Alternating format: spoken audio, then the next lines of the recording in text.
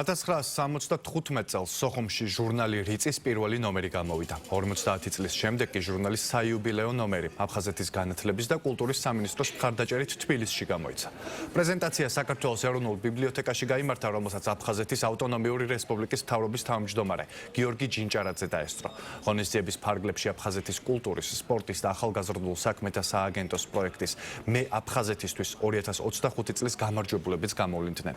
ნომინანტებს შორის იყვნენ პოეტი, მწერალი და საზოგადო მოღვაწე გურამ ოდიშარია და ქართველი სპორტსმენი UFC-ს ჩემპიონი ილია თოფურია, რომლებიც აფხაზეთის მთავრობის თავმჯდომარემ სპეციალური პრიზებით დააჯილდოვა.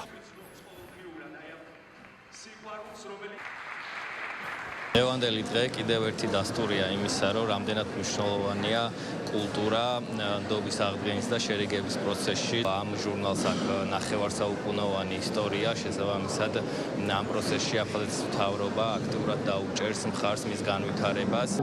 მის რიწას ჰქონდა ძალიან დიდი ფუნქცია, მხარში ამოდგებოდა მკითხველს და ეს მკითხველი ყოველგვარისად ქართული მოსახლეობა, რომ მისი ავტორები უნდა წარმოჩენილიყვნენ ყველა ერთად და კიდევ ერთი მნიშვნელოვანი, რაც უნდა მას დაეკეთებინა, მეტი ლიტერატურული ხიდი აიგო ქართველებსა და აფხაზებს შორის.